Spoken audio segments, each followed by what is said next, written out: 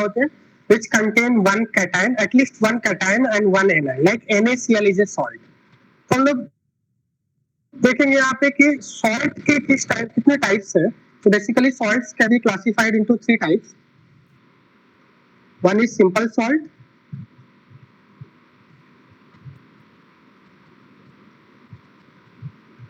another one is double salt, and third one is complex salt. And complex salt को ही हम लोग coordination compounds बोलते हैं.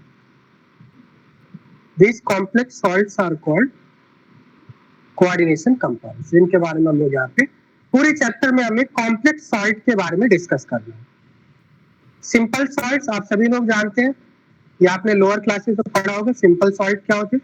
Like NaCl, KCl, MgCl2, ये सभी सिंपल सॉल्ट होते हैं जिसमें आपका only one metal is present. एक ही आपका मेटल प्रेजेंट होता है, that is called simple salt.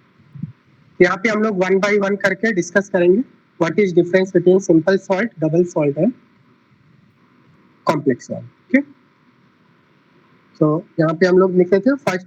First one is simple salt. Simple salt which contain one metal like NaCl, एक आपका कैटायन होगा और एक एनायन होगा. NaCl, KCl, magnesium chloride, etcetera. इन सभी में आप देख सकते हैं one metal is present. This is simple salt. All of you know about this. Now we will see what is double salt. So double salt basically थोड़ा सा इसका हायर वर्जन होता है. डबल सॉल्ट में मल्टीपल कैटायंस होते हैं, multiple metals होते हैं, like more than one metals होते हैं, ऐसा बोल सकते हैं. Like कार्नलाइट. Carnallite is a compound. Its formula is KCl dot MgCl2 dot 6s2.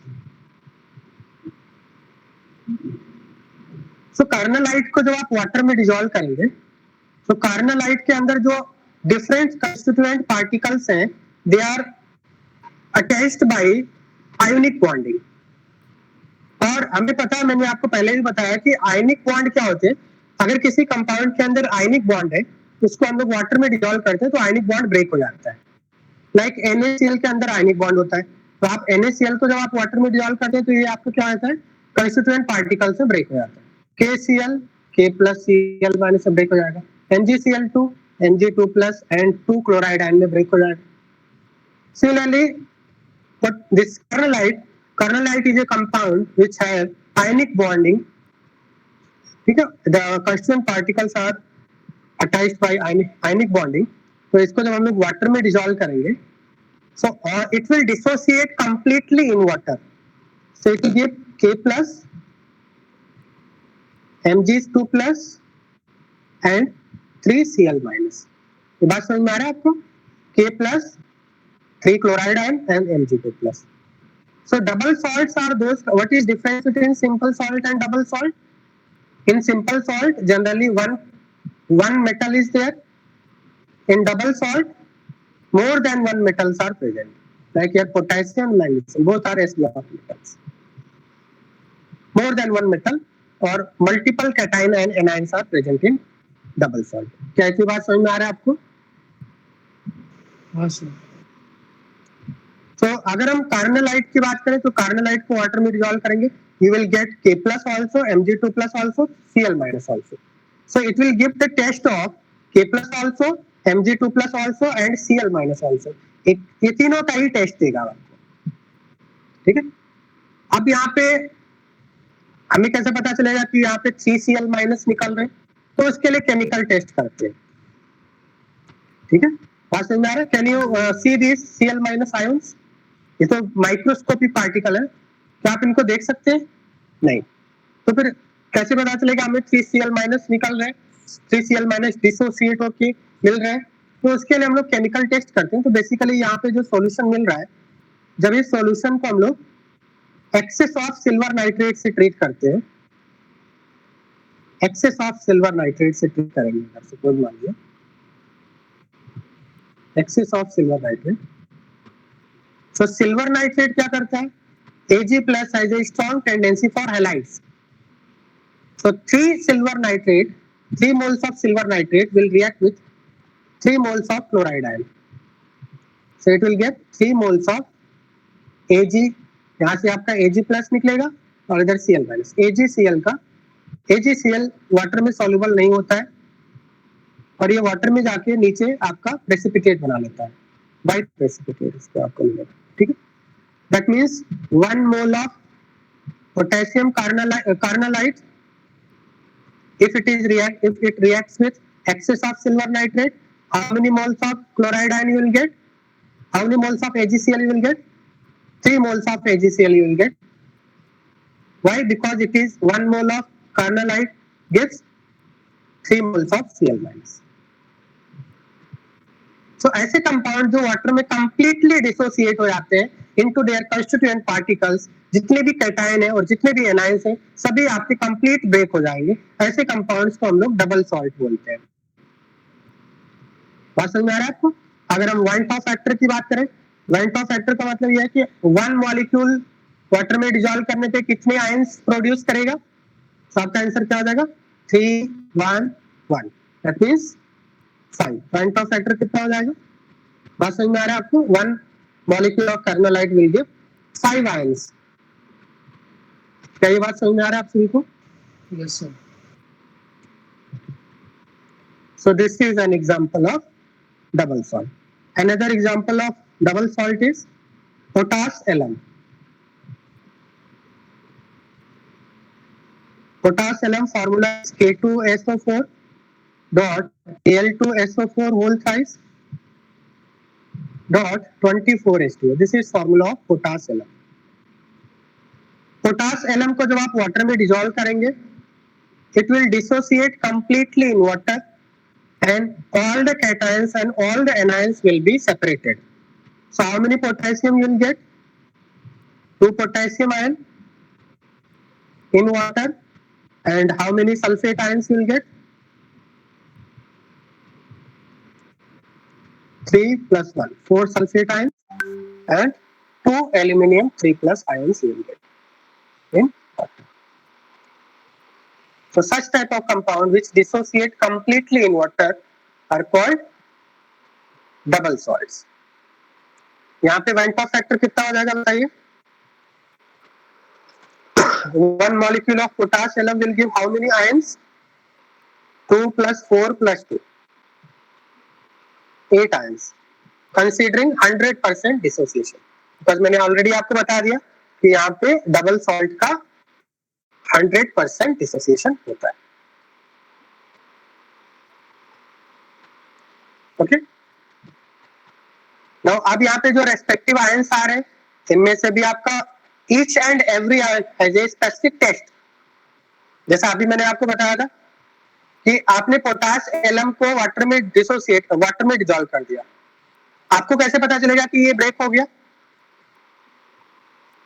मतलब इसने अपने जो प्रॉपर्टी है उसको लूज कर दिया, कांस्टेंट पार्टिकल से ब्रेक हो गया, तो उसके लिए हम लोग टेस्ट करते हैं, क्योंकि हम देख के तो पता नहीं लगा सकते हैं, we cannot see these ions, these are very small. तो हम लोग इसके लिए टेस्ट करते हैं। यहाँ पे हम लोग क्या करेंगे, सपोज मान लिया इस सॉल्यूशन का हमने एक्सेस ऑफ बेरियम नाइट्रेट से रिएक्शन कराया, तो ये क्या करता है, यहाँ से आपका बेरियम 2+ निकलेगा और ये सल्फेट आयन के साथ रिएक्शन करके बेरियम सल्फेट बना लेता है।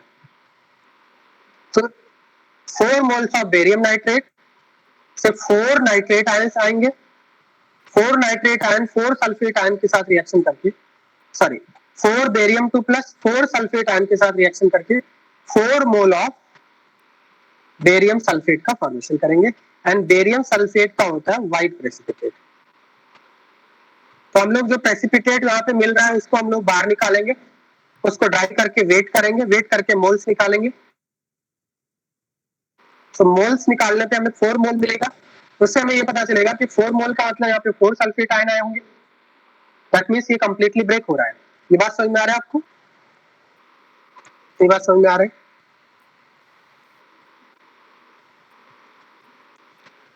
एक और हम लोग एग्जांपल ले लेते हैं, ठीक है? एक और एग्जांपल लेते हैं डबल सॉल्ट का, like Mohr's salt. Mohr's salt आपने लाइव वगैरह में देखा होगा, ये ऑरेंज कलर का पाउडर होता है, जब इसको वाटर में डिजोल्व करते हैं तो येलो कलर मिलता है। Its formula is FeSO4 dot NH4 whole twice SO4 dot 6H2। This is Mohr's salt. Mohr's salt को जब आप वाटर में डिजोल्व करेंगे, it will dissociate completely in water. Since it dissociates completely in water, this is also a type of, which type of salt? Double salt, ठीक है? So double salt क्या हो जाएगा यहाँ पे आपका Fe2 plus, how many ions you will get? 1 Fe2 plus, 2 sulfate ion and 2 ammonium ions. Clear? यहाँ पे Van't Hoff factor कितना हो जाएगा? 1 molecule of more salt will give how many ions? 5 ions. Van't Hoff factor will be 5. Okay. So what is difference between simple salt and double salt? In simple salt, only one metals are present.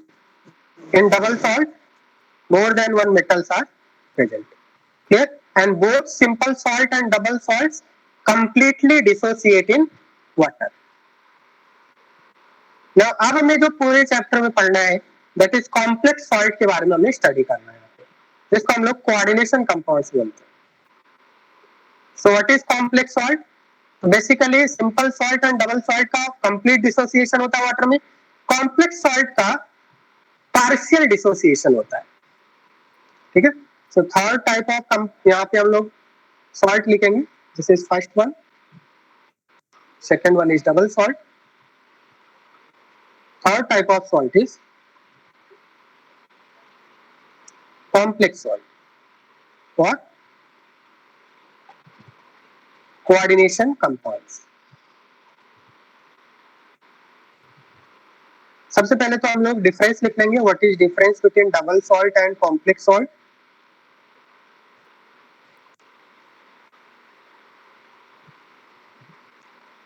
Double salt and complex salt. So in double salt they dissociate completely in water.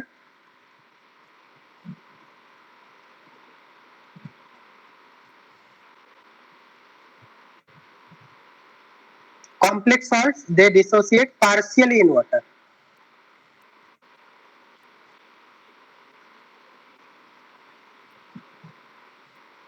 They dissociate partially or feebly. They dissociate partially in water.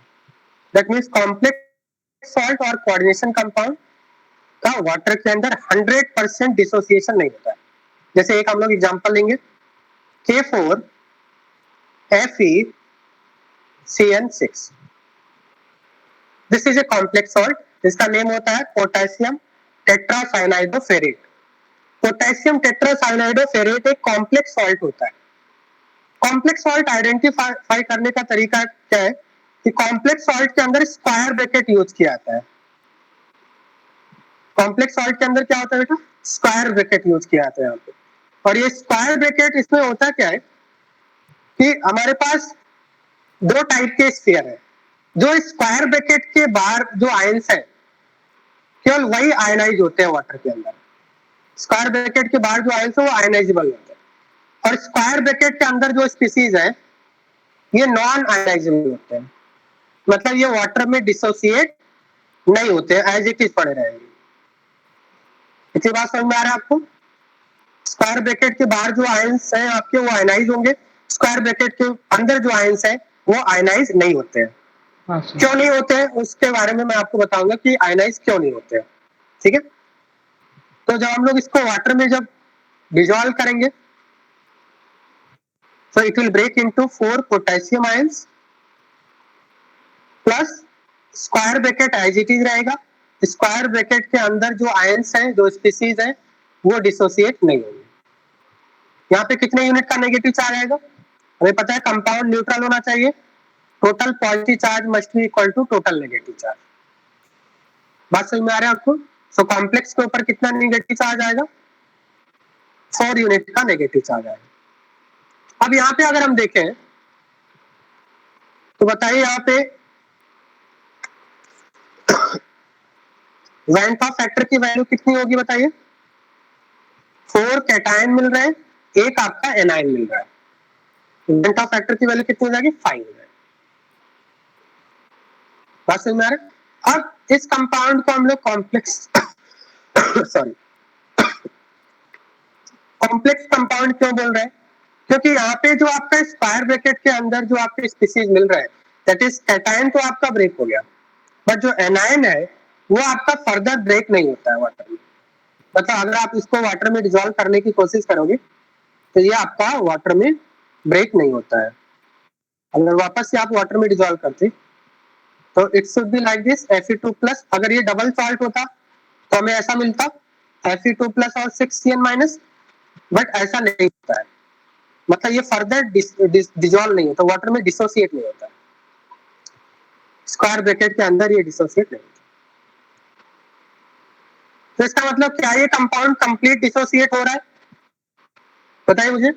Just like double salt, क्या ये complete dissociation हो रहा है? नहीं, complete dissociation है। That's why it is called complex salt. It is not simple salt, it is a complex salt because it is some part, half part is dissociating, half part is not dissociating.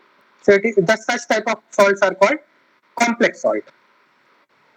Simple salt में 100% dissociation हो जाता है, double salt में भी 100% dissociation हो जाता है। Now the question is, will it give the taste of Fe2+? No, because Fe2+ तो आपका solution में आएगा ही नहीं, क्योंकि ये तो पूरा स्क्वायर ब्रैकेट के अंदर है। Will it give the taste of Cn- cyanide ion? No, it will not give the taste of Fe2+. It will not give the taste of Cn-।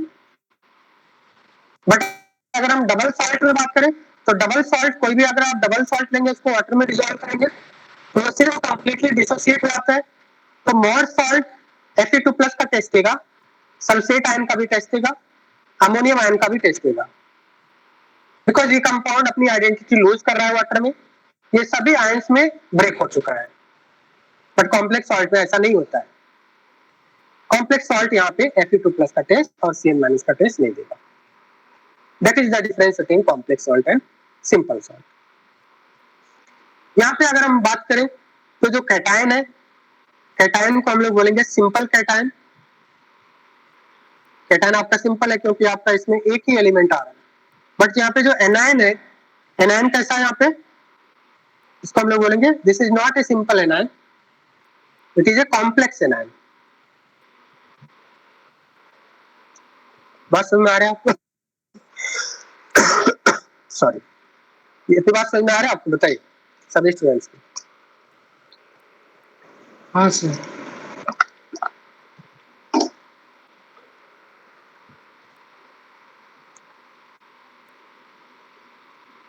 अब क्वेश्चन ये है कि स्क्वायर ब्रैकेट क्या होता है? क्या ऐसा स्क्वायर ब्रैकेट लगा होता है? ऐसा स्क्वायर ब्रैकेट तो लगा नहीं होगा। बेसिकली स्क्वायर ब्रैकेट का कुछ मीनिंग होता है, और हम लोग स्क्वायर ब्रैकेट क्यों लगाए? मॉलिक्यूल के अंदर तो ऐसा स्क्वायर ब्रैकेट लगा नहीं होगा, ठीक है? तो फिर स्क्वायर ब्रैकेट क्यों लगाते हैं? तो साइंटिस्ट लोगों ने स्क्वायर ब्रैकेट लगाए, there is some significance for square bracket. तो बेसिकली होता क्या है कि ये जो कॉम्प्लेक्स है, इस कंपाउंड का अगर हम स्ट्रक्चर बनाए तो कुछ ऐसा होता है। Fe के सराउंडिंग में कितने साइनाइड आयन? बताइए मुझे। 1 Fe के सराउंडिंग में 6 साइनाइड आयन है, ठीक है? तो बेसिकली क्या होता है, यहाँ पे Fe एक डी ब्लॉक का एलिमेंट है, और जो साइनाइड आयन है वो अपने इलेक्ट्रॉन को, each cyanide ion has a 1 lone pair and each cyanide ion donate its electron to vacant orbital of metal, vacant 3d orbital of metal। Basically इसका structure इस तरह से।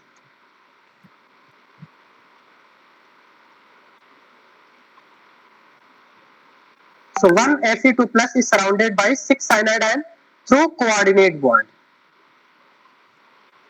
Okay, so all the cyanide ions are donating 1 lone pair at a time by coordinate bond to the vacant 3d orbital of metal. तो बताइए यहाँ पे किस type का स्ट्रक्चर है ये? 4 आपके एक प्लेन में हो गए, एक ऊपर हो गया, एक नीचे हो गया। इस टाइप का स्ट्रक्चर को क्या बोलते हैं हम लोग? Octahedral structure. तो यहाँ पे आपका क्या है? FeCN6 4 माइनस, जो यहाँ पे कॉम्प्लेक्स एनायन है।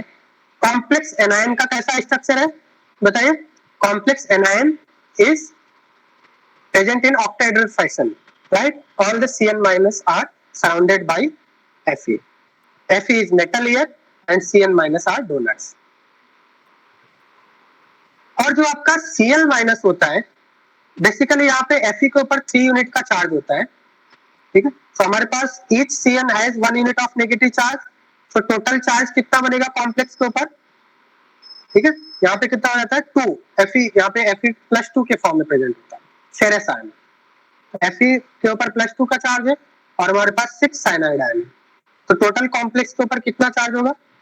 +2 -6 -4 का चार्ज है।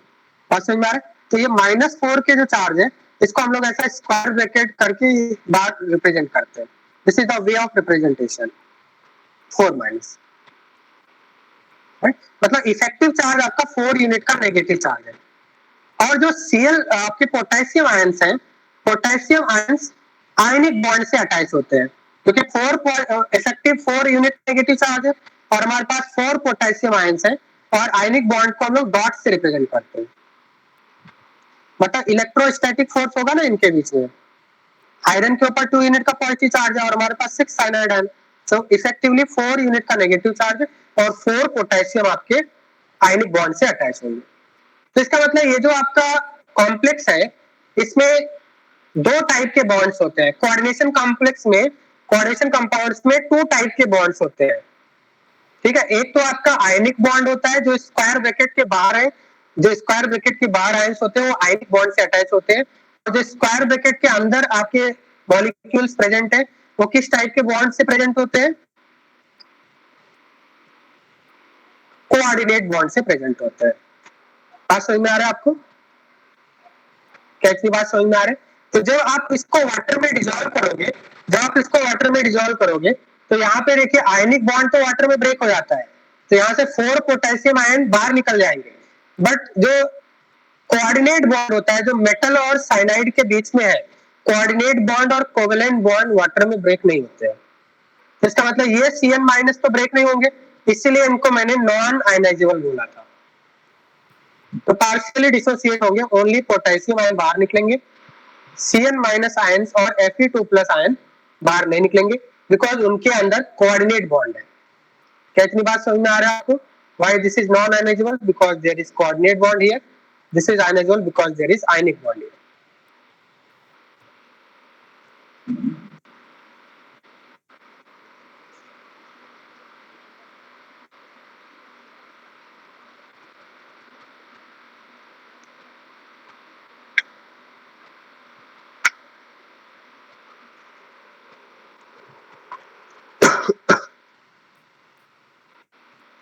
So, अगर आपसे पूछा जाए what is structure of complex? Structure of complex is octahedral. अच्छा, एक बात ध्यान रखना कि आयनिक बॉन्ड कभी भी ज्योमेट्री डिसाइड नहीं करता है। आयनिक बॉन्ड नॉन डायरेक्शनल होते हैं, आपने केमिकल बॉन्डिंग में पढ़ा होगा। डायरेक्शन कौन डिसाइड करता है? कोवेलेंट बॉन्ड और कोऑर्डिनेट बॉन्ड। तो यहाँ पे जो स्ट्रक्चर होगा कौन डिसाइड करेगा? साइनाइड आयंस डिसाइड करेंगे। K+ तो कहीं भी हो सकता है ना। इलेक्ट्रोस्टैटिक फोर्स क्या K+ इधर ही होगा? अगर आपने इधर बना दिया होता तो क्या ये करेक्ट नहीं होता? अगर आपने नीचे बना दिया होता तो करेक्ट नहीं होता? कहीं भी बना सकते हैं। आयनिक बॉन्ड तो जस्ट क्या है, पॉजिटिव नेगेटिव के बीच का अट्रैक्शन है, बट कोऑर्डिनेट बॉन्ड तो मतलब एक तरह से ज्वाइंट है वो दोनों एक दूसरे से, ठीक है? तो स्ट्रक्चर हमेशा कोऑर्डिनेट बॉन्ड डिसाइड करते हैं। सो इन coordination compounds there are 2 type of bonds present, ionic bond and coordinate bond. They are partially they dissociate partially in water, they do not dissociate completely in water. तो scientist लोगों ने identify करने के लिए कि आपका कौन सा कोऑर्डिनेट बॉन्ड से अटैच है, कौन सा आयनिक बॉन्ड से अटैच है, इसलिए यहाँ पे स्क्वायर ब्रैकेट लगाते हैं। तो स्क्वायर ब्रैकेट का मतलब समझ में आ रहा है आपको? क्या मॉलिक्यूल के ऊपर एक स्क्वायर ब्रैकेट लगा होता है? नहीं, ये तो रिप्रेजेंटेशन करने का तरीका है, ठीक है? बात समझ में आ रहा है? Okay, there should be some distinction, right, कि आपका आइडेंटिफाई करने का एक तरीका होना चाहिए कि कौन सा आपका आयनिक बॉन्ड से अटैच हो, कौन सा कोऑर्डिनेट बॉन्ड से अटैच, तो इसलिए हम लोग ऐसा करते हैं। यहाँ पे अगर हम देखें तो बेसिकली साइनाइड आयन क्या कर रहा है, यहाँ पे क्या होता है, मेटल इलेक्ट्रॉन डेफिशिएंट होता है और मेटल के 3d ऑर्बिटल में साइनाइड आयन अपने लोन पेयर इलेक्ट्रॉन डोनेट करते हैं। तो इस टाइप से यहाँ पे क्वेश्चन आता है कि इन कोऑर्डिनेशन कॉम्प्लेक्सेस मेटल किस तरह से बिहेव करते हैं, लेविस एसिड, लेविस बेस और बोथ। तो आपका आंसर क्या होगा?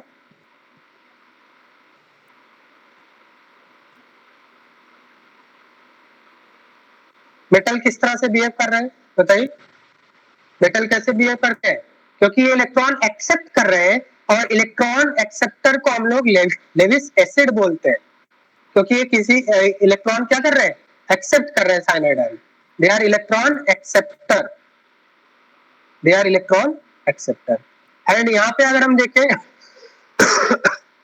जो आपके Cn माइनस है, Cn माइनस जो डोनर होते हैं ना, जो इलेक्ट्रॉन डोनेट कर रहे हैं, उनको कोऑर्डिनेशन कंपाउंड में लिगेंड बोलते हैं, ठीक है। तो यहाँ पे आप कितने लिगेंड है, how many ligands are there, these donor species are called ligands. So ligands behave as, metal को कैपिटल एम से रिप्रेजेंट करते हैं, लिगेंड को कैपिटल एल से रिप्रेजेंट करते हैं। यहाँ पे लिगेंड कौन है, Cn minus. Cn minus behave as, क्योंकि इलेक्ट्रॉन डोनेट कर रहा है, इलेक्ट्रॉन डोनर स्पीसीज को क्या बोलते हैं हम लोग, लेविस बेस बोलते हैं। तो इस टाइप के भी क्वेश्चन आते हैं, तो यहाँ पे हमने इस तरह से हम लोग रिपोर्ट कर सकते हैं। ये बात समझ में आ रहा है आप सभी को? हाँ sir.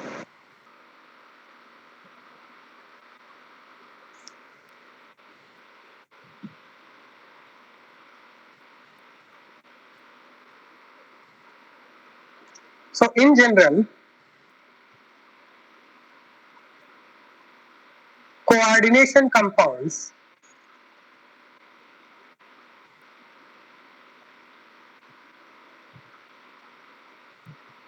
are represented by MLN, where M क्या होता है बेटा, M stands for metal, L stands for ligand, and metal से जितने ligand अटैच होते हैं उसको बोलते हैं coordination number, this is called coordination number. ये कोऑर्डिनेशन कंपाउंड में इसको हम लोग कोऑर्डिनेशन नंबर बोलते हैं, कोऑर्डिनेशन नंबर। लाइक यहाँ पे प्रीवियस एग्जांपल में आपका मेटल क्या था, प्रीवियस एग्जांपल क्या लिया था हमने, FeCN6 4 माइनस। तो यहाँ पे मेटल क्या था आपका MFeL, लिगेंड क्या था यहाँ पे Cn माइनस था, एंड नंबर ऑफ लिगेंड कितने थे, जिसको हम लोग कोऑर्डिनेशन नंबर बोलते हैं। Coordination number means number of ligands, number of ligands 6 थे, तो कोऑर्डिनेशन नंबर हम लोग 6 बोलेंगे।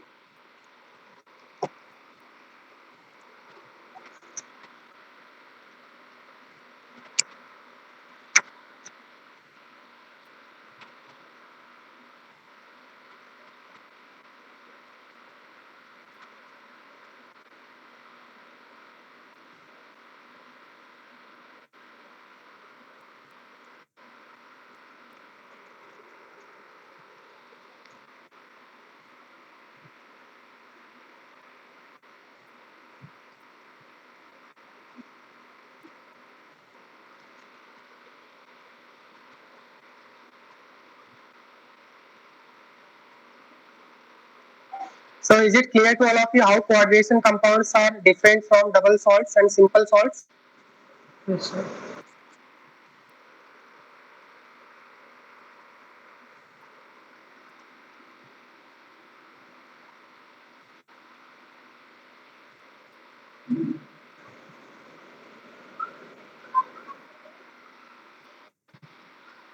सर एक बार नीचे करो ना।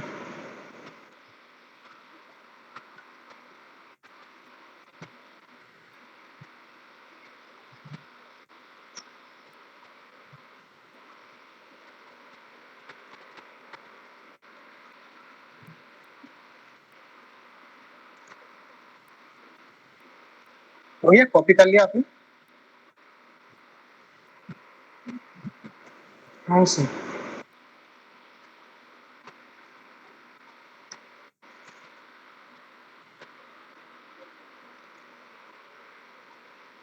Okay, next is terminology used in. There are certain terms that are used in coordination compounds. So we will discuss that. Terminology used in coordination compounds. Suppose अगर हमने K4 FeCN6 की बात की, K4 FeCN6, तो K4 FeCN6 में सबसे पहले तो आपका जो स्क्वायर ब्रैकेट के बाहर है उसको हम लोग बोलते हैं आयनाइजेशन, ठीक है, आयनाइजेशन स्फीयर। इसको आयनाइजेशन स्फीयर इसलिए बोलते हैं क्योंकि ये आयनाइजेबल होता है। आयनाइजेबल क्यों होता है? Because they are attached by ionic bond, ठीक है। और जो स्क्वायर ब्रैकेट के अंदर है उसको बोलते हैं coordination sphere, it is called coordination sphere. It is non ionizable. Why it is non ionizable? Because these are attached by coordinate bond, ठीक है। इतनी बात समझ में आ रहा है आपको? और यहाँ पे अगर हम देखें तो जनरली कोई भी कोऑर्डिनेशन कंपाउंड आपको, उसमें दो टाइप के मेटल होते हैं। एक आपका डी ब्लॉक का मेटल होता है और एक आपका एस ब्लॉक का मेटल होता है। जो डी ब्लॉक का मेटल है, जो कोऑर्डिनेशन स्फीयर के अंदर होता है, जो स्क्वायर ब्रैकेट के अंदर होता है, उसको हम लोग बोलते हैं CMA। CMA का मतलब क्या है? सेंट्रल मेटल एटम बोलते हैं, सेंट्रल मेटल एटम। क्योंकि ज्योमेट्री यही डिसाइड कर रहा है ना। क्या ज्योमेट्री पोटेशियम डिसाइड कर रहा है? नहीं। Fe के सराउंडिंग में 6Cn- है, उसकी वजह से आपका हाइड्रोजन कॉम्प्लेक्स बन रहा है। तो ज्योमेट्री आपका जो डिसाइड करता है, जो स्क्वायर ब्रैकेट के अंदर है, जो डी ब्लॉक का मेटल है, उसको हम लोग सेंट्रल मेटल एटम बोलते हैं। क्या ये बात समझ में आ रहा है आपको? यहाँ पे Cn- जो है, जो इलेक्ट्रॉन डोनेट कर रहा है, जो इलेक्ट्रॉन डोनर है, उसको हम लोग लिगैंड बोलते हैं। This is called ligand. और यहाँ पे जो 6 नंबर यहाँ पे आपको दिख रहा है, 6 नंबर क्या रिप्रेजेंट कर रहा है आपको? Coordination number, Cn, coordination number. This is coordination number. और जो आपका बाहर आयंस प्रेजेंट होते हैं, जो कोऑर्डिनेशन स्फीयर के बाहर, एक तो आपका मेटल हो गया डी ब्लॉक का, तो सेंट्रल एटम जो आपका होता है वो डी ब्लॉक का एलिमेंट होता है, डी ब्लॉक का होता है सेंट्रल एटम। और जो बाहर का एटम होता है, जो एस ब्लॉक का है, उसको हम लोग बोलते हैं काउंटर आयन। काउंटर आयन जो आपका एस ब्लॉक का होता है। तो most of the coordination compounds contain two metals, one is of D block, one is of S block। S block का बाहर होता है, D block का अंदर होता है, ठीक है। इतनी बात समझ में आ रहा है आपको? तो यहाँ पे हम लोग ऐसा बोल सकते हैं कि potassium is the counter ion of FeCN6 4-, FeCN6 4-। Coordination entity, इसको हम लोग कोऑर्डिनेशन स्फीयर, ये जो आपका है इसको कोऑर्डिनेशन स्फीयर है, कोऑर्डिनेशन एंटिटी बोलते हैं। क्या इतनी बात सभी स्टूडेंट्स को समझ में आ रहा है? हाँ sir.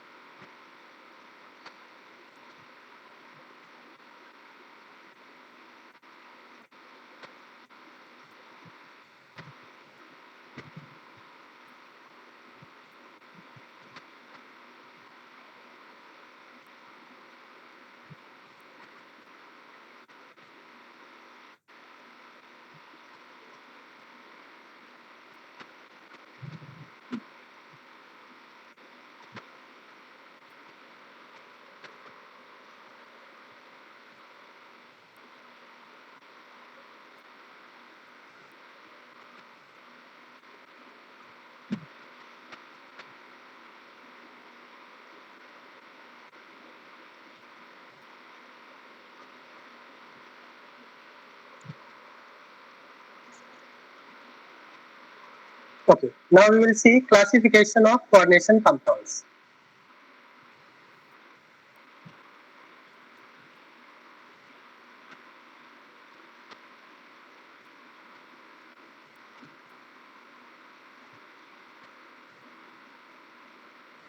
Classification of coordination compound. First classification is coordination compound which contain simple cation and complex anion. Simple cation and complex anion. For example, K4 FeCN6.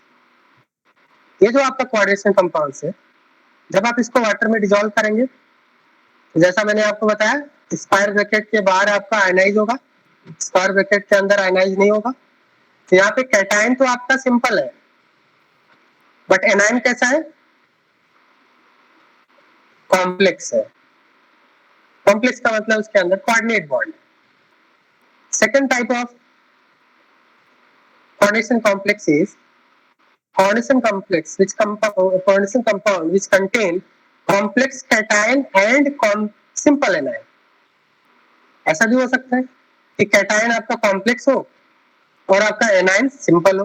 For example CuNH3 SO4. तो जब आप इसको वाटर में dissolve करेंगे, so can you tell me what will be the van't Hoff factor?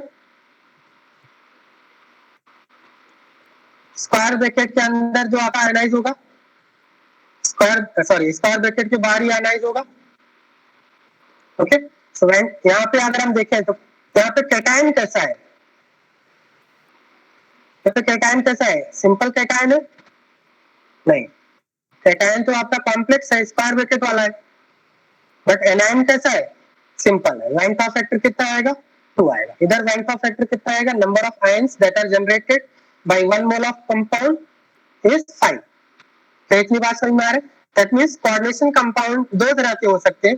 One which contain simple cation complex anion and one which contain complex cation but simple anion. Is it clear up to here? There are two ions that are generating one cation, one anion. That's why I am saying Wyckoff factor is 2.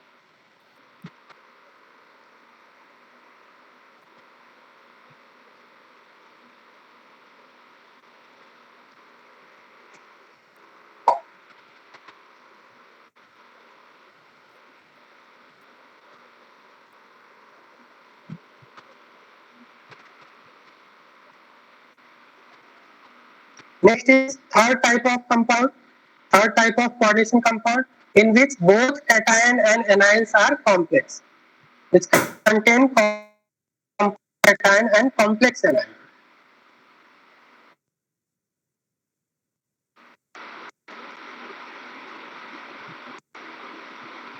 Complex cation and complex anion. For example, CO NH36 Cr C2O4 whole size. इस type का भी आपका coordination compound हो सकता है जिसमें both cation and anion complex हो, दोनों ही आपके स्क्वायर ब्रैकेट वाले हो. ऐसा भी हो सकता है. ये बेसिकली इस तरह से ब्रेक होता है आपका. और ये चार्ज कैसे आए हम लोग आगे डिस्कस करेंगे. आपको समझ में आ जाएगा चार्ज 3+ क्यों आ रहा है. तो यहाँ पे अगर हम देखें तो कैटायन भी आपका कॉम्प्लेक्स है और आपका एनायन भी कैसा है? कॉम्प्लेक्स. दोनों स्क्वायर ब्रैकेट वाले.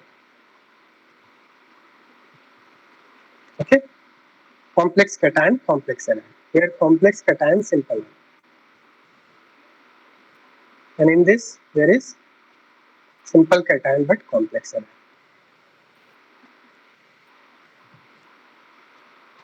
Both are square bracket. Clear? ऐसी बात समझ में आ रहा है आपको? यहाँ पे वैन-कॉफ फैक्टर कितना होगा? One molecule is generating 2 ions. Van't Hoff factor is 2.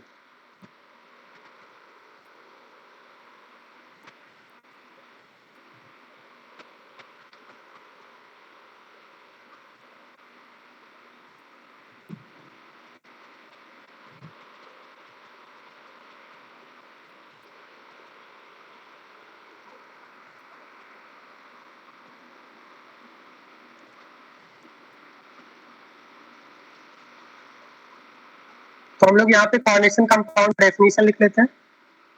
Coordination compound is defined as a species in which metal atom or ion is attached to group of neutral molecules. Group of neutral molecules, or that may be ions also, by coordinate bond. Coordinate covalent bond. Okay. So one metal will be surrounded by group of molecules that are called ligands. So coordinate covalent bond. क्या इतनी बात समझ में आ रहा है आपको?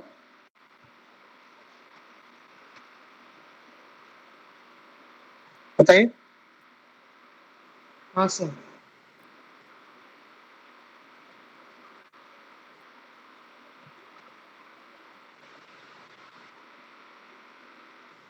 So we can write here that these are ligand. This Fe is central metal atom.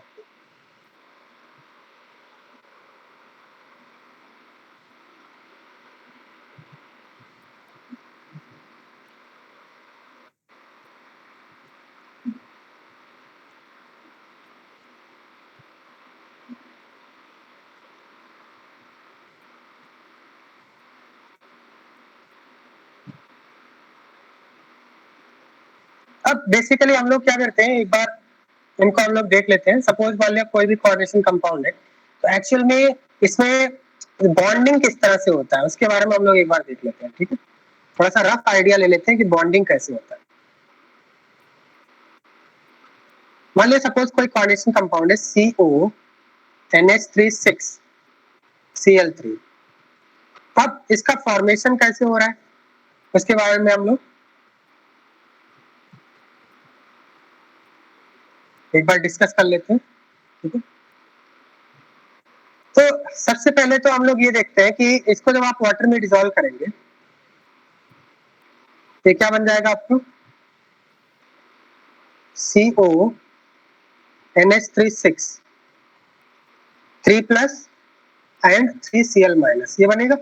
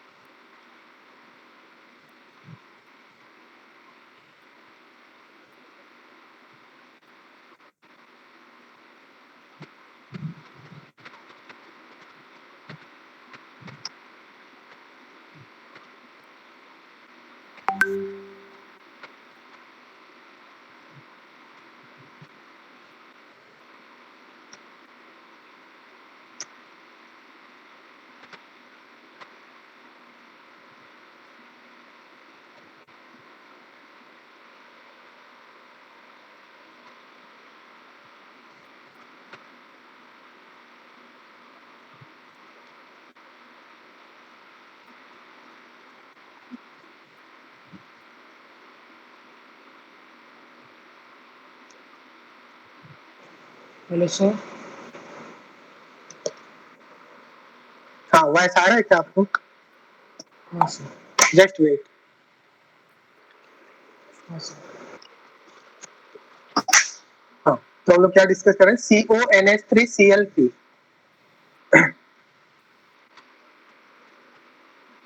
3Cl- हो गया, राइट. अब यहाँ पे अगर हम देखें तो बेसिकली हमारे पास जो सेंट्रल मेटल, सबसे पहले तो हम लोग यहाँ पे ऑक्सीडेशन स्टेट निकालते हैं सेंट्रल मेटल का. सेंट्रल मेटल का ऑक्सीडेशन स्टेट कैसे निकालते हैं हम लोग, जिसका ऑक्सीडेशन स्टेट निकालना है उसको X मान लेते हैं. हमें कोबाल्ट का ऑक्सीडेशन स्टेट निकालना है, मानेंगे X+6 into अमोनिया. यहाँ पे जो लिगेंड है वो लिगेंड कौन है यहाँ पे, अमोनिया. अमोनिया कैसा लिगेंड होता है, अमोनिया न्यूट्रल होता है. मतलब लिगेंड आपका नेगेटिवली चार्ज भी हो सकते हैं, पॉजिटिवली चार्ज भी हो सकते हैं, न्यूट्रल भी हो सकते हैं, हम लोग अभी डिस्कस करने वाले हैं। जैसे Cn माइनस में लिगेंड कैसा था, ये वाले कॉम्प्लेक्स में लिगेंड कैसा था, नेगेटिवली चार्ज था, ठीक है। और यहाँ पे जो लिगेंड है अभी प्रेजेंट सिचुएशन में लिगेंड कैसा है, न्यूट्रल है, अमोनिया पे कोई चार्ज नहीं होता ना, तो 6 अमोनिया मॉलिक्यूल है, सभी न्यूट्रल है, is equal to sum of the oxidation state of all species is equal to charge present on the species. तो इसकी बाय दिस ऑक्सीडेशन स्टेट कितना हो जाएगा कोबाल्ट का, बताइए, +3 हो जाएगा। और हम लोग किसी भी कोऑर्डिनेशन कंपाउंड में जो ऑक्सीडेशन स्टेट होता है उसको रोमन में लिखते हैं हम लोग, मतलब अगर 3 ऑक्सीडेशन स्टेट आ रहा है तो 3 रोमन में लिखेंगे, 2 आ रहा होता है तो इस तरह से लिखते हैं, 1 आ रहा होता है तो इस तरह से लिखते हैं, 4 आ रहा होता है तो इस तरह से, 5 को ऐसे लिखते हैं। तो ऑक्सीडेशन स्टेट को हम लोग रोमन में रिप्रेजेंट करते हैं। तो ऑक्सीडेशन स्टेट आ गया कोबाल्ट का +3। अब यहाँ पे क्या है कि कोबाल्ट की अगर हम बात करें, cobalt atomic number is 27, iron के बाद आता है, तो कोबाल्ट का एटॉमिक आप इलेक्ट्रॉनिक कॉन्फ़िगरेशन कैसे लिखेंगे, आर्गन 18 3d7 4h2। कोबाल्ट का ऑक्सीडेशन स्टेट कितना है, ये तो आपका न्यूट्रल स्पीसीज है, 3 यूनिट का पॉजिटिव चार्ज, मतलब 3 इलेक्ट्रॉन्स यहाँ पे रिमूव हुए होंगे, 2 इलेक्ट्रॉन आपके S से रिमूव होंगे, 1 इलेक्ट्रॉन आपका D से रिमूव होगा, ऐसा होगा। कितनी बात समझ में आ रहा है आपको, तो इसका मतलब M3+ दैट मींस मेटल का जो आपका कॉन्फ़िगरेशन है कुछ इस तरह से, D में आपके टोटल 6 इलेक्ट्रॉन है, S में आपके 0 इलेक्ट्रॉन है, इसके आगे आपका 4p भी होगा, 4s के आगे 4p होगा, ये बात अलग है कि वो वैकेंट होगा, 4s 4p, और ये आपका हो गया 3d, ठीक है। अब जब आपका मेटल आता है, जब आपका लिगेंड इसको अप्रोच करता है, मतलब आपको कोबाल्ट को कितने लिगेंड अप्रोच कर रहे हैं, 6 लिगेंड अप्रोच कर रहे हैं। जब लिगेंड अप्रोच करते हैं तो लिगेंड के पास इलेक्ट्रॉन होता है, लोन पेयर इलेक्ट्रॉन होता है, और मेटल के अंदर भी इलेक्ट्रॉन है, तो मेटल के इलेक्ट्रॉन लिगेंड के इलेक्ट्रॉन में रिपल्शन होता है, और इस रिपल्शन की वजह से ये जो इलेक्ट्रॉन है ये सभी जैसे ही लिगेंड आता है ये पेयर्ड हो जाते हैं, सभी इलेक्ट्रॉन पेयरिंग हो जाएगा इलेक्ट्रॉन्स की, तो इलेक्ट्रॉन्स की क्या हो जाएगी यहाँ पे, पेयरिंग हो जाएगी।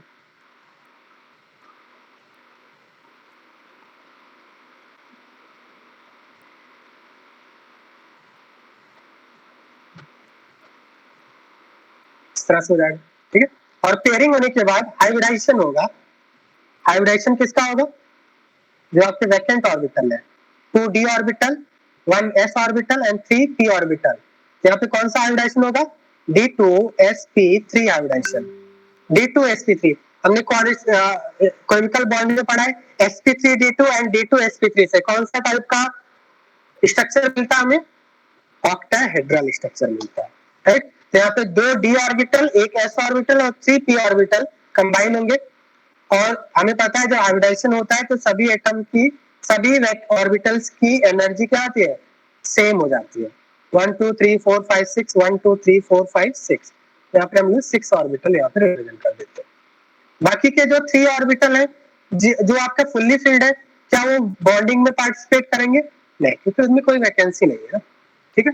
अब यहाँ पे क्या होता है, ये तो आपका हो गया मेटल, ये आपका हो गया मेटल, ठीक है।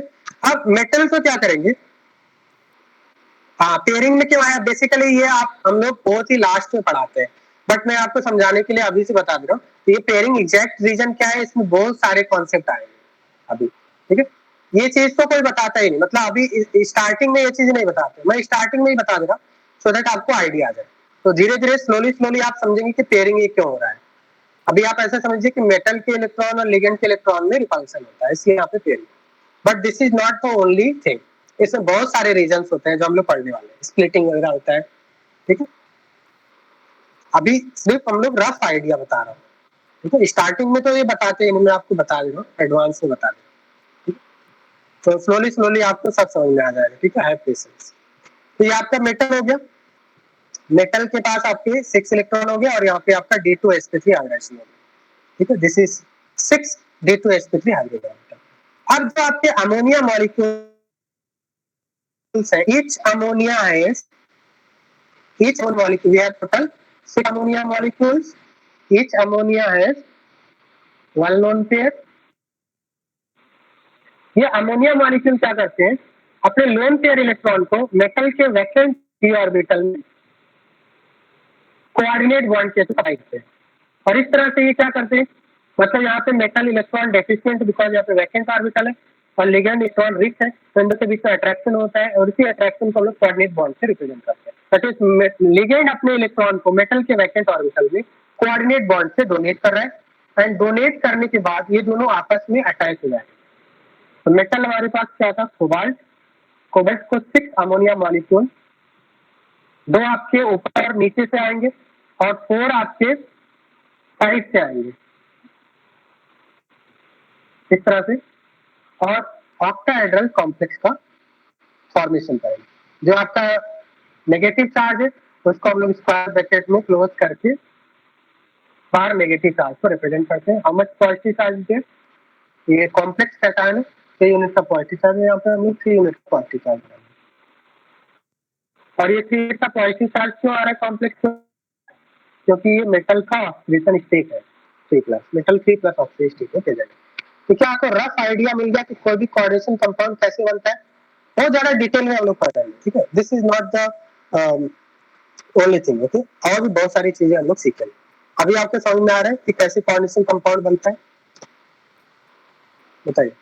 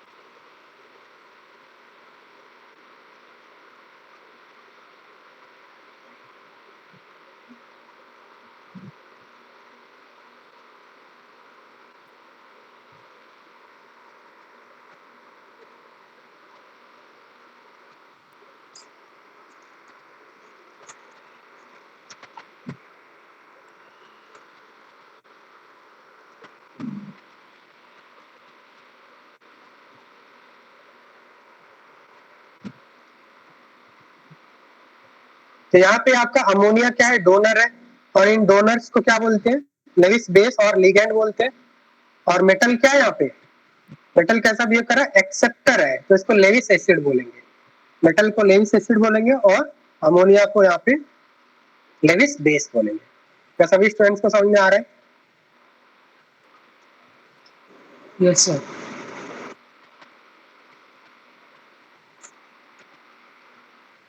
अब हम लोग बात करेंगे जो लिगेंड की हमने बात किया, लिगेंड का मतलब वो है जो आपका स्पेसिफिक मेटल को इलेक्ट्रॉन डोनेट कर रहा है। तो हम लोग लिगेंड के बारे में यहाँ पे डिस्कस करने वाले हैं, types of ligand. Next topic हम लोग लिखेंगे टाइप्स ऑफ लिगेंड। तो बेसिकली लिगेंड आपके जो है वो हम लोग ऐसा बेस्ड ऑन चार्ज हम लोग इसको कर सकते हैं, based on charge present on the ligand. So ligand 3 type के बन जाएंगे, neutral ligand, anionic ligand, cationic ligand. Neutral जिसपे कोई चार्ज नहीं होगा, लाइक अमोनिया, कार्बन मोनोऑक्साइड, ये आपके न्यूट्रल लिगेंड है। वाटर ये न्यूट्रल लिगेंड है, ठीक है, जिन पे कोई चार्ज नहीं होता। लिगेंड आपका एनायनिक हो सकता है, मोस्ट ऑफ द केसेस में एनायनिक ही होता है, क्योंकि इसको इलेक्ट्रॉन डोनेट करना, इलेक्ट्रॉन तभी डोनेट कर पाएगा जब इसके ऊपर नेगेटिव चार्ज हो, इलेक्ट्रॉन की एक्सेस होगी इसके पास, Cl minus, Br minus, I minus, Cn minus etcetera, ये एनायनिक लिगेंड होगी। लिगेंड आपका कैटायनिक भी हो सकता है, बट कैटायनिक लिगेंड बहुत ही रेयर होते हैं, ठीक है। कैटायनिक में आप NO+ का एग्जांपल ले सकते हैं, नाइट्रोसोनियम है NO+ लिगेंड, ठीक है, एक्सेट्रा। या फिर आप हाइड्रोजीनियम आयन लिख सकते हैं, N2H5+ एक्सेट्रा। तो लिगेंड आपके न्यूट्रल भी हो सकते हैं, कैटायनिक, एनायनिक हो सकते हैं। अब न्यूट्रल में तो दिख रहा है आपके लोन पेयर होगा तो डोनेट कर देगा, एनायनिक में तो बहुत सारे लोन पेयर है, डोनेट करें। कैटायनिक में कैसे डोनेट करेगा? तो बेसिकली कैटायनिक में हमारे पास दो एटम है, जिसमें से एक के ऊपर पॉजिटिव चार्ज है, दूसरा तो डोनेट कर सकता है ना। मतलब अगर हम यहाँ पे बात करें NO प्लस की, NO प्लस कैसा हो जाएगा 2 2 4 2 6 2 8, और यहाँ पे कितने हो जाएंगे 2 2 4 2 6 एंड 1। बेसिकली इसके पास कितने इलेक्ट्रॉन होते हैं? नाइट्रोजन के पास 5 होते हैं, तो एक इलेक्ट्रॉन आपका नाइट्रोजन का निकल चुका है, इसलिए आपका पॉजिटिव चार्ज 5 - 1 4 है। यहाँ पे नाइट्रोजन तो डोनेट नहीं कर सकता है, बट यहाँ पे कौन डोनेट कर सकता है? क्या ऑक्सीजन मेटल को डोनेट कर सकता है ना? यहाँ पे डोनर कौन होगा? NO प्लस में ऑक्सीजन होगा। इसका मतलब कैटायनिक स्पीशीज भी लिगेंड की तरह बिहेव कर सकते हैं, बट कैटायनिक स्पीशीज जो लिगेंड की तरह बिहेव करते हैं वो रेयर होते हैं, बहुत ही कम होते हैं ऐसे एग्जाम्पल। बात समझ में आ रहा है? जैसे एक और एग्जाम्पल है N2H4। तो N2H4 क्या होता है? हाइड्राजीन होता है, हाइड्राजीन ऐसा होता है। अब हाइड्राजीन में हमारे पास दो नाइट्रोजन है, हाइड्राजीन में हमारे पास दो नाइट्रोजन। एक नाइट्रोजन जब H+ को इलेक्ट्रॉन डोनेट कर देगा कोऑर्डिनेट बॉन्ड के थ्रू, तो ये बन जाता है हाइड्राजीनियम आयन। क्या बन जाता है? ये हाइड्राजीनियम आयन बन जाता है। ये तो हाइड्राजीन हो गया जिसको N2H4 बोलते हैं, और ये हो गया N2H5+। N2H5+ में क्या ये लिगेंड की तरह बिहेव कर सकता है? हाँ कर सकता है। एक नाइट्रोजन है जिसके पास लोन पेयर है। बात समझ में आ रहा है? तो इसका मतलब अगर किसी लिगेंड में दो एटम है, जिसमें से एक के ऊपर पॉजिटिव चार्ज है बट दूसरा इलेक्ट्रॉन एक्सेस है, तो दूसरा वाला एटम आपका इलेक्ट्रॉन डोनेट कर सकता है। So we can say that ligands can be neutral anionic. Is it clear? Yes, sir.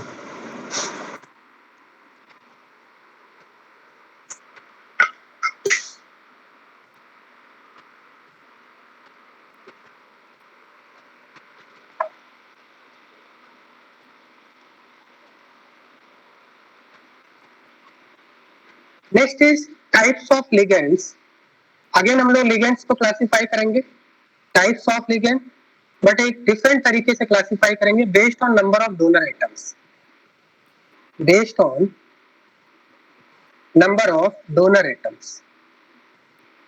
बहुत ही इंपॉर्टेंट चैप्टर है ये, क्योंकि तो इसका weightage maximum number of chemistry में अगर 12th क्लास में सबसे ज्यादा मार्क्स से अगर किसी चैप्टर से पूछे जाते हैं क्वेश्चन, चाहे वो जेई में हो, एडवांस हो, मेंस हो, मिड सेट हो, इवन मेडिकल एग्जाम भी है, उसमें भी आपके केमिस्ट्री में सबसे ज्यादा इंपॉर्टेंट चैप्टर है। ठीक है, सो टाइप्स ऑफ लिगेंड की अगर हम बात करें based on number of donor atoms, so ligands can be classified into 3 categories. First is monodentate, monodentate ligand. Monodentate ligand का मतलब है the ligand which contain only one donor atom. Mono means one, right? Bidentate, bidentate ligand, bidentate का मतलब ligand which contain two donor atoms. And third one is polydentate, polydentate ligand. Monodentate, bidentate and polydentate ligand. Polydentate का मतलब more than two donor atoms, the ligand which contain more than two donor atoms, जिसमें 2 से ज्यादा donor atom होंगे। बात समझ में आ रहा है आपको?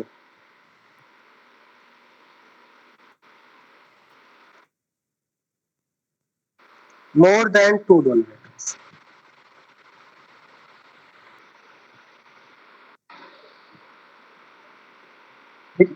So monodentate, monodentate में सबसे पहले एग्जांपल लिख लेते हैं हम लोग। मोनोडेंटेट लिगेंड, मोनोडेंटेट लिगेंड में बहुत सारे एग्जांपल है हमारे, जैसे हम लोग अमोनिया का एग्जांपल ले सकते हैं। अमोनिया में डोनर एटम कौन है? नाइट्रोजन। वाटर का एग्जांपल ले सकते हैं, वाटर में डोनर एटम कौन है? जिसके पास इलेक्ट्रॉन रिच है वही तो डोनेट करेगा, ऑक्सीजन। Cl-, Br-, Cl- में तो 3 लोन पेयर्स है, Br- में भी 3 लोन, कोई एक डोनेट कर I माइनस, ये सभी मोनोडेंटेट लिगेंड है। इसमें डोनर एटम कितने हैं? एक ही डोनर एटम है, राइट। जैसे वाटर में अगर हम बात करें तो ऑक्सीजन अपने इलेक्ट्रॉन को डोनेट करेगा मेटल, अमोनिया में नाइट्रोजन अपने इलेक्ट्रॉन को डोनेट करेगा। So how many donor atoms are present in each of these?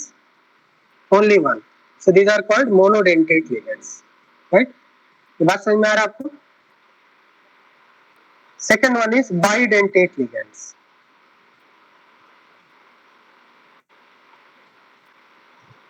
Bidentate. तो इसमें आपके टू डोनर एटम होंगे। फॉर एग्जांपल इसमें जो मोस्ट पॉपुलर एग्जांपल है दैट इज EN। EN का फुल फॉर्म होता है एथिलीन डाइअमीन। एथिलीन डाइअमीन, एथिलीन डाइअमीन ऐसा होता है CH2 दो कार्बन होंगे, इसलिए इसको एथिलीन बोल रहे हैं। डाइअमीन का मतलब दो नाइट्रोजन होंगे इसमें। This is ethylene डाइअमीन।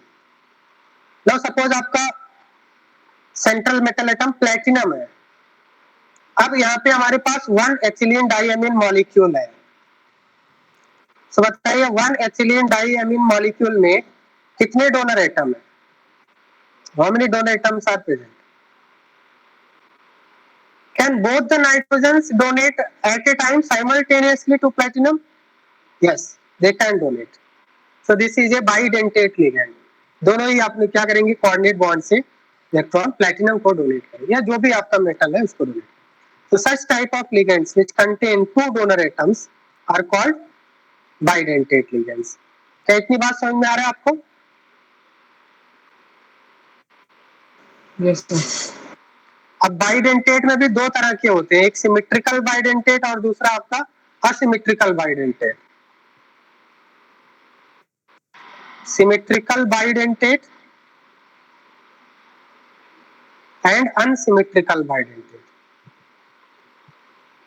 Symmetrical bidentate का मतलब ऐसे बाइडेंटेट लिगेंड जिनमें सिमेट्री होता है। क्या इसमें कोई सिमेट्री दिख रहा है?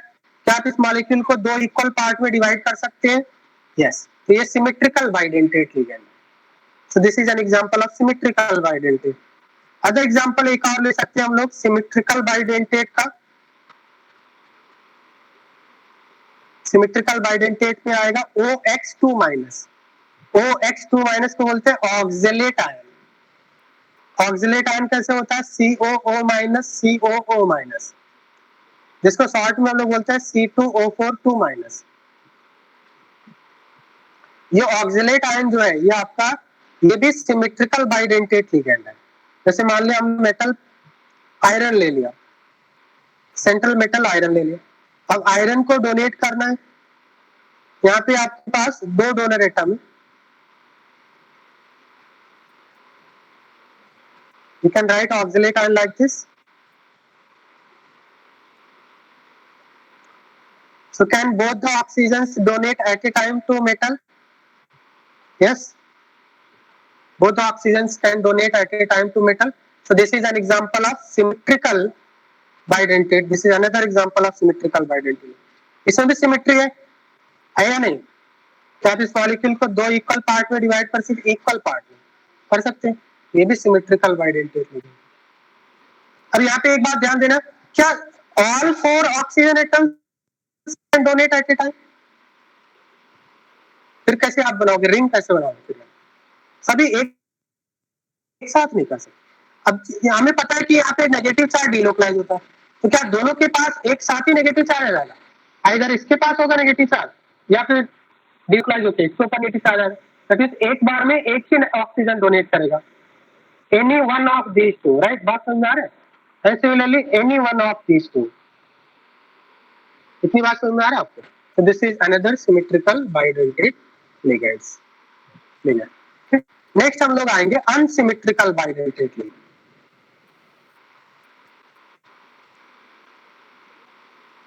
Unsymmetrical bidentate ligand. अनसिमेट्रिकल का मतलब सिंपल सी बात है, जिसको हम लोग को इक्वल पार्ट्स में डिवाइड ना कर सके तो अनसिमेट्रिकल बाइडेंटेट लिगेंड होगा। तो अनसिमेट्रिकल बाइडेंटेट लिगेंड में आपका आएगा GLY माइनस, इसको बोलते हैं ग्लाइसिनेट आयन। इसको हम लोग ग्लाइसिनेट आयन बोलते हैं। ग्लाइसिनेट आयन कैसे बनता है? बेसिकली ये ग्लाइसिन से बनता है। आपको पता होगा ग्लाइसिन एक अमीनो एसिड होता है, बिकॉज इसमें अमीनो ग्रुप भी है और एसिडिक ग्रुप भी है, अमीनो एसिड इसको बोलते हैं। सो ग्लाइसिन का एक एसिडिक हाइड्रोजन अगर निकल जाए तो ये बन जाएगा glycinate ion. This is glycine. और मैंने आपको बताया था अगर किसी स्पीसीज के ऊपर नेगेटिव चार्ज आता है तो उसके लास्ट में 8 आता है, right? This is glycinate ion. Glycine का एसिडिक हाइड्रोजन निकाल दें, ग्लाइसिनेट आयन। और ग्लाइसिनेट आयन में can you tell me how many donor atoms are present in glycinate ion?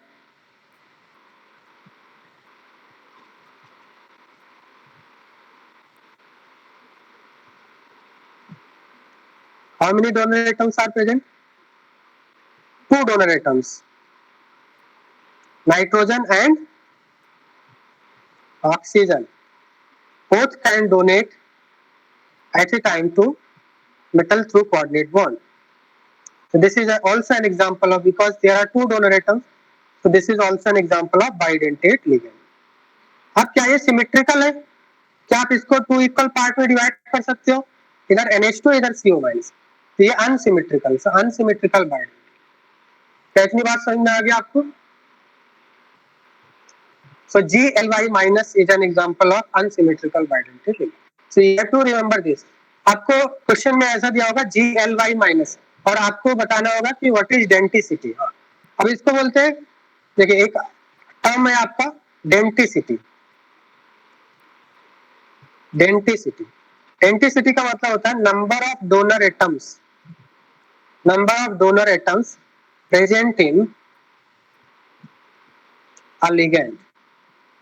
Number of donor atoms present in a ligand is called denticity. It's denticity, right? So what is denticity of glycinate ion? So you will say there are 2 donor atoms. So denticity of glycinate ion is 2. Denticity of glycinate ion is 2. Similarly, what is denticity of oxalate ion? 2. What is denticity of EN? Ethylene diamine? 2. What is denticity of ammonia? What is denticity of ammonia? 1. Only 1 donor atom is there. That's it. Right? क्या इतनी बात समझ में आ रहा है आप सभी को? हाँ सर।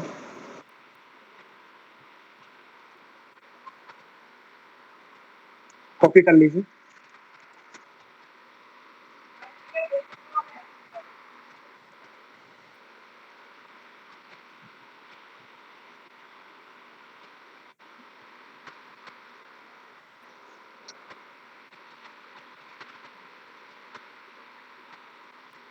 सर नीचे करो ना।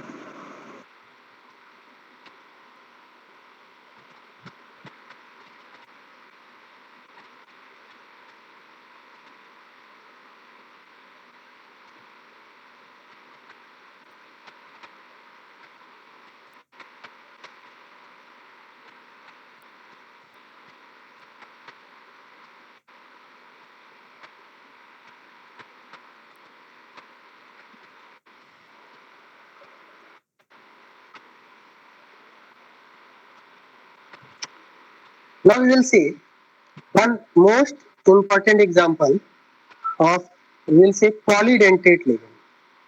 Next one is polydentate ligand. Polydentate में एक बहुत ही इंपॉर्टेंट एग्जांपल है EDTA, जिसका स्ट्रक्चर पूछा जाता है और इसमें डेंटिसिटी कई बार जेईई में पूछा गया है EDTA के बारे में। EDTA 4-। तो बेसिकली हम लोग क्या करेंगे, यहाँ पे सबसे पहले EDTA के बारे में डिस्कस करते हैं। Full form of EDTA is ethylene diamine, ethylene diamine tetraacetic acid. This is EDTA, full form of EDTA, ethylene diamine tetraacetic acid, EDTA. ethylene diamine tetraacetic acid, this is very important. इसके ऊपर कई बार question पूछे गए, ठीक है। So ethylene diamine tetraacetic कैसे होगा? ethylene means 2 carbon होंगे, diamine means 2 नाइट्रोजन होंगे, acetic acid, tetra acetic acid means 4 acetic acid होंगे। अब एसिटिक एसिड एग्जैक्ट तो नहीं होगा, उसमें एसिटिक एसिड टाइप का मॉलिक्यूल होगा, मतलब CH3COOH ऐसा। इस टाइप के कितने होंगे उसमें? इसका स्ट्रक्चर भी कई बार पूछा गया, मतलब 4 ऑप्शन में स्ट्रक्चर ही पूछ लेता है इसमें। Which are the following is the structure, एक बार पूछा गया था जेईई मेंस, स्ट्रक्चर क्या होगा इसका, correct structure.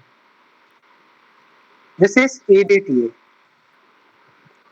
Ethylene 2 carbon, diamine 2 nitrogen, और इसमें कितने एसिटिक एसिड है? How many acetic acid are there? 4 tetra acetic acid. बात समझ में आ रहा है आपको? EDTA का स्ट्रक्चर याद हो जाएगा आपको, ethylene, diamine, tetra acetic acid, this is EDTA। Now can you tell me how many acidic hydrogens are there in EDTA? मैंने आपको बताया था कार्बोक्सिलिक से अटैच जो हाइड्रोजन होते हैं वो एसिडिक होते हैं, ठीक है, 4 एसिडिक हाइड्रोजन। सो EDTA को जो आप वाटर में डिसॉल्व करेंगे तो इसके सभी हाइड्रोजन्स, एसिडिक हाइड्रोजन्स वाटर में निकल जाएंगे, लूज कर लेंगे, ये आपका रिलीज करेगा एसिडिक हाइड्रोजन। तो ये बन जाएगा CH2CH2 N CH2COO minus CH2COO minus CH2COO minus CH2COO minus. क्या हम लोग इसको ऐसा लिख सकते हैं? यहाँ पे एक नाइट्रोजन आएगा, nitrogen CH2COO minus CH2COO। This is called EDTA 4 minus. ये आपका था EDTA न्यूट्रल, EDTA 4 माइनस। अब इस पे क्वेश्चन पूछा जाता है, कई बार क्वेश्चन पूछा गया, what is density of EDTA 4 minus? Density of EDTA 4 minus, तो आपका आंसर क्या होगा बताइए, ध्यान से बताना आप, all of you tell me what is density of EDTA 4 minus. Density का मतलब number of donor atoms, how many donor atoms are there in one molecule of EDTA 4 minus?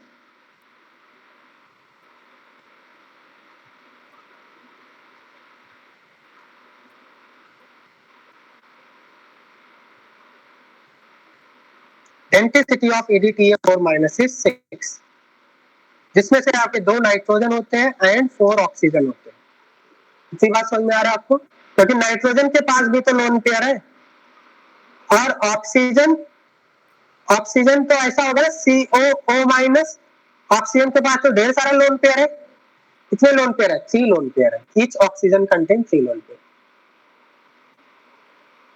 Nitrogen के पास भी lone pair, that means EDTA में at a time all the 6 donor atom can donate through coordinate bond, हम लोग अभी देखने वाले हैं, ठीक है।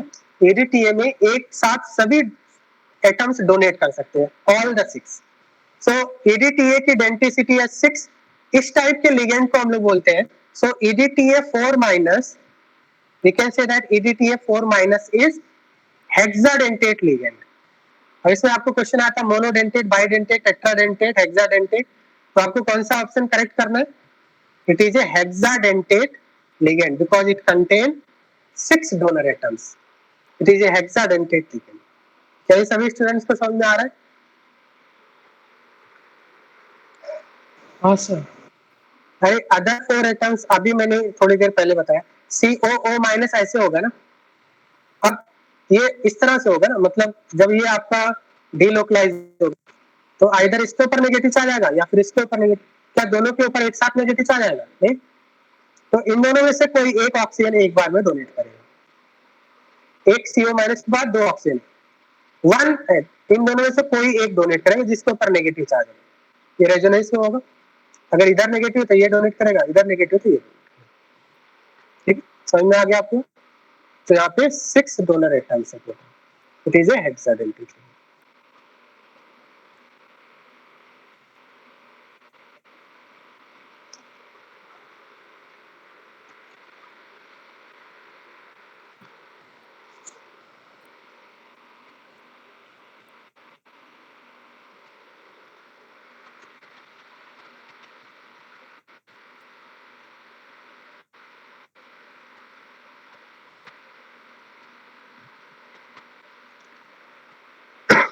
इसको सिस ट्रांस नहीं बोलते क्योंकि वो रेजोनेंस में होता है ना, तो उसका ऑक्सिलेट ही बोलेंगे, यू कैन नॉट से cis trans.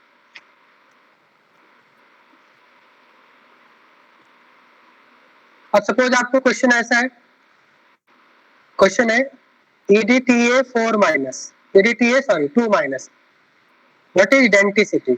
Can you tell me? EDTA 2 minus की डेंटिसिटी कितनी होगी? ये तो 4 माइनस हो गया। 4 माइनस कब बनेगा? जब 4 एसिडिक हाइड्रोजन निकलते हैं तो 4 माइनस बनता है। 2 माइनस कब बनेगा? जब 2 एसिडिक हाइड्रोजन निकलेंगे।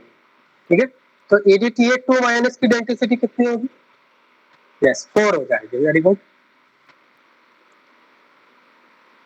मतलब हमारे पास ये EDTA था, EDTA के पास 4 एसिडिक हाइड्रोजन होते, जब सभी एसिडिक हाइड्रोजन निकल गए तो हमारे पास EDTA 4 माइनस बना, इसमें से all oxygens are donating 4 plus 2 6 हो गया।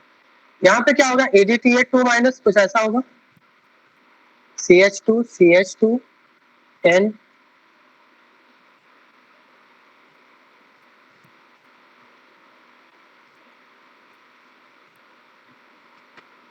अब यहाँ पे कितने डोनर एटम है?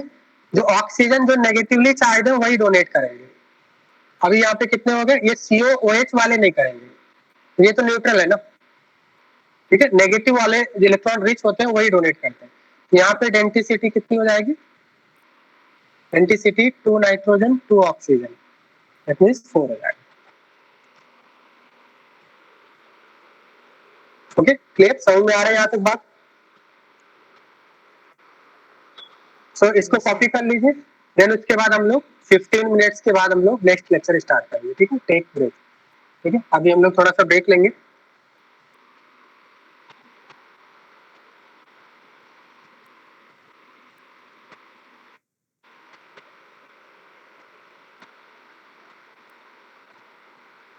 हेलो वॉइस आ रहा है क्या आप सभी को?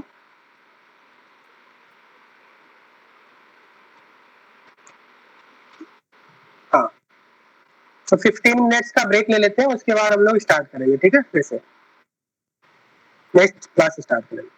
Oxygen with lone pair won't donate here, नहीं लोन पेयर वाले नहीं, नेगेटिव चार्ज वाले डोनेट करते हैं, वो इलेक्ट्रॉन रिच है।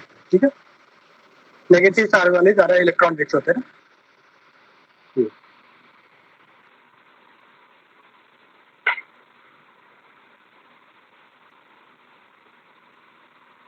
तो we will start lecture after 15 minutes.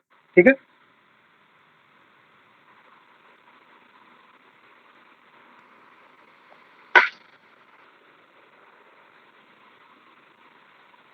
GOC2 भी करेंगे हम लोग। ठीक है, बट आज नहीं, आज एक ही टाइप से चलेगा, कोऑर्डिनेशन चलेगा, फिर GOC2 भी साथ साथ पढ़ेंगे, मैं आपको बता दूंगा GOC2 कब होगा। ठीक है, एक दिन पहले आपको इन्फॉर्म